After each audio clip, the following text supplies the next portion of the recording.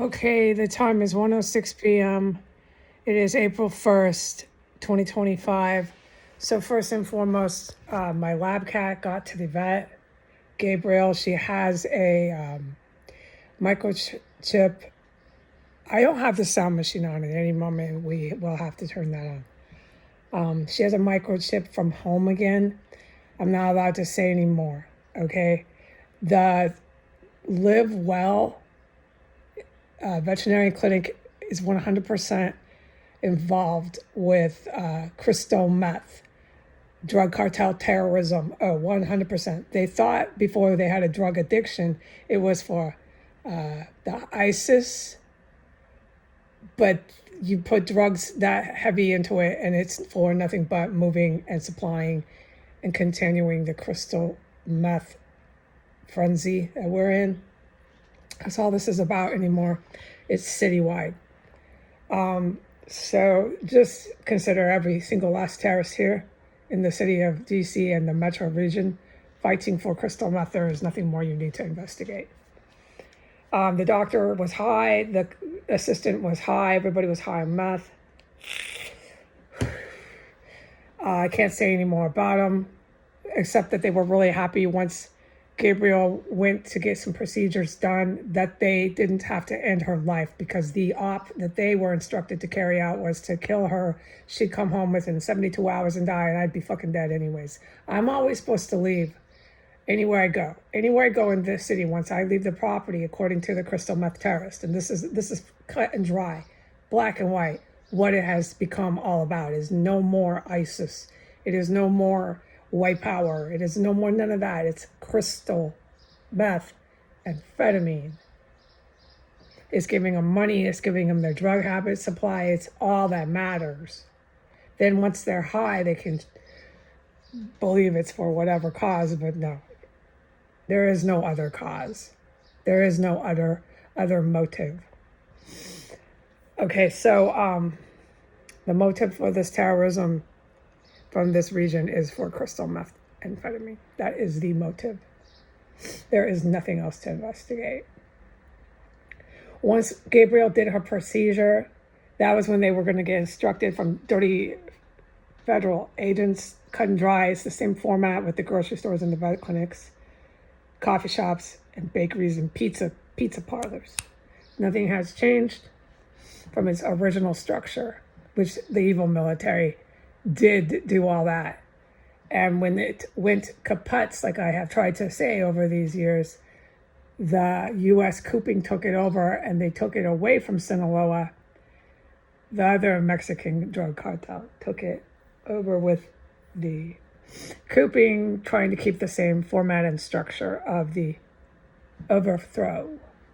I'm exhausted, but this is what I'm telling you is correct information. So you have a whole bunch of junkies, remember, climbing on roofs with their eyes popping out, taking it over, and this is doomed to fail. So it has, okay? You got your Atlantic, Pacific, and Gulf Coast, all your coast, nice little Nikola vessels, and you got towns like here and towns like LA and towns like Chicago waiting to turn into French fry huts. I don't feel sorry for them. Okay, so by the time Gabriel did her procedure, they didn't have anyone giving them any instructions because they had already been executed, okay? These are extremely dangerous, evil terrorists. They do nothing but go around and kill people, do nothing but go around and sell drugs, crystal meth. They do nothing but go around and chop up bodies. They do nothing but go around and organ harvest. What else do they do? Torture animals. What else do they do? What else do they do? Oh, they cannibalize. What else do they do? Let's just move on because the public knows how barbaric this city is. The public knows how disgusting this city is. All right.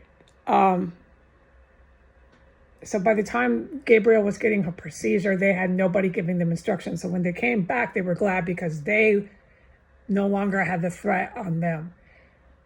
They were concerned for their lives until they did the procedures on Gabriel, when they were very, very acute, because the two in there are terrorists. The doctor is a terrorist. He's not the type to come in here and carry out this kind of carnage, but he's a terrorist, okay? Life sentence. He's did the crime, he pays for it. Okay, I don't care about any more communication with this clinic. Go ahead, contact me. I'm just supposed to report what I did and what I witnessed and all these stuff and things to the degree of what I can say, all right? So there's points where I have to not continue with a lot of stuff and things, but moving on here. By the time she did her procedure, the care that was given was good because of the fact there was no more threat on their life from the people who were instructing them, waiting to do it, to end her life. And mine was always supposed to go. I'm supposed to die. I'm supposed to die where? Either standing waiting for the Uber at my front porch, or once I walk back into this fucking death camp, 1509 S Street Northwest. So that's the mens rea. That's the mindset. That's the way they think here. Okay, we clear? Something's always supposed to happen to somebody else, never them, and it's always kill the other, kill the other, kill, kill, kill. And why is that? Because their hands are so dirty in terrorism. It takes a particular type of person to become a terrorist in the first place. You can be a junkie or you can be a terrorist. It takes the type of person to volunteer to do that. And that's what I dealt with at that vet clinic. All right, so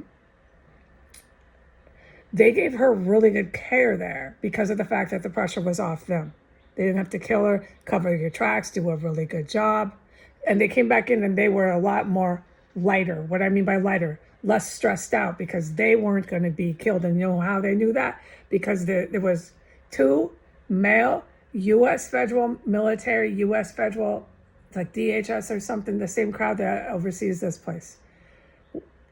That was to give them instructions. By the time they went to do the little procedure, they knew because they're so involved. They know.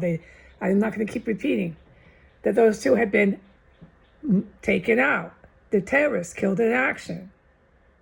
So they were happy, do a really good job. We're not going to get it now. The 2 over us did it. The 2 that could do it to us just got it. Okay, they just got taken out, killed in action. So we're good now. Let's do a really good job and go back in and be in a little bit better mood. So they were. While they were on crystal meth, in a better mood. Okay, and they did a good job. I'm a cat. This is all I cared about. I knew what they were. They think they're Muslim ISIS terrorists, but you're not. None of you are anymore. All right. So when they came back, we wrapped it up. When I came back, because of the stuff that's in the cats, because they're lab cats, I had to turn on all the lights, electric, I can't say where. I'm not allowed to say, but I had to do that. And I have to keep her in my main room. And I can't say how long. I'm not allowed to say how long because of what they did to Gabriel. And I saw what they did. I could see with my eyes. I could have taken pictures, etc., but I've been forbidden because it's so serious. The lab that was running with Gabriel, the day that I got Gabriel, a Romanian agent was killed over my head. I witnessed the whole thing upstairs in the murder room on floor 3. And he dropped her after being killed in action. She goes running out. And I put it onto the YouTube. And I documented it. But once I took her into here, I could never ever talk about her again. And I still can't. So I'm doing a summary. Just bear with me. And then once that happened, the female terrorist that was involved with the Romanian agent and kept going in and out of the cubbyholes, that female disgusting cannibal psychotic that was here all the time, going up and down the stairs, she was executed. And her body went out in a body bag. So I believe it was hers. I didn't see it, but it was her. She's never been here ever since. And she still collects mail because that was a fake name. And she's still alive on paper as living here. We know the story with that. Okay, so when I wrapped up with the vet clinic, they were convinced, okay, she'll get it. We don't have to kill the cat. The people who could hurt us are no longer in the playing field. We're happy crystal meth terrorists little addicts that we are in the clinic, they thought they got away with it, okay? So off we go. I'm out. Everybody's glad I'm leaving. They're really glad that the two that could have done something to them are no longer in the playing field. And I stand there and I get stalked by 3 different Mexican drug cartel thugs.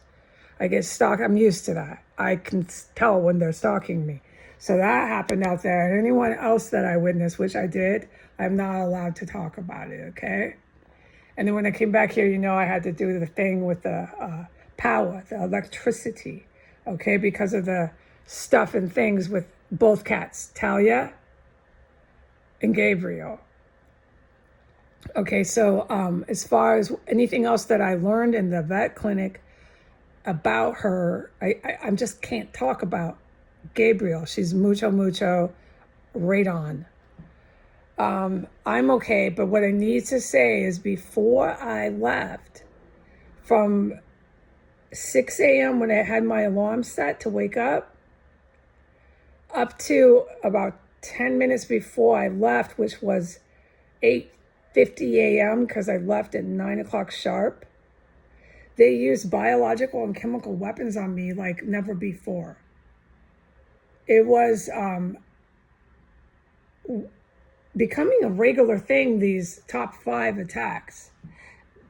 They have that much stored here.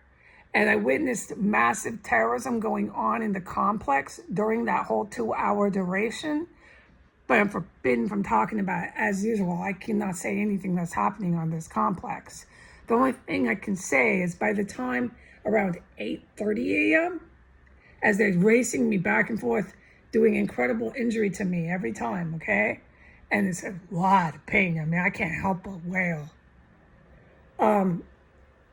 It is painful. You could hear a person being physically tortured if you could hear. And if you were in here, it's me. And they sent me just to give a clue of how much of this chemical and biological military weapons they have stockpiled on this street. They sent me into the bathroom in a duration of 2 hours, at least 15 times, at least. I went through almost another entire roll of toilet paper. No, I'm not. Why would I just say this? Being as poor as I am, what do you think I have any reason to do this for? To live trapped in a terrorist cell, to have no fucking money, wear rags, and have no future in sight. You think I do this just to get this kind of reward? Okay, so then I went. Okay, I went and I took her. And I need to get over to the public to be clear on why our stock market crashes so hard.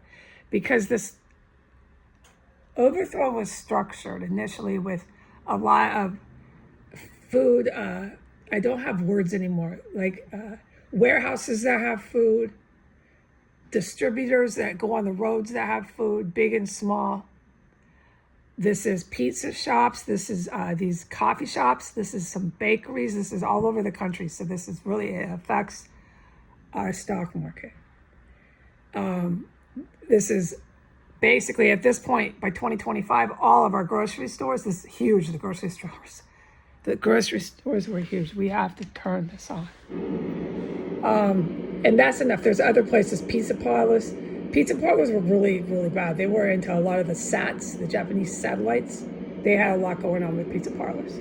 Okay, so it's not just Japanese, but I like to mention that because they don't have such big balls anymore in Japan. No, they don't. Okay, but it's really, really evil and evil again what the United States did. 100%.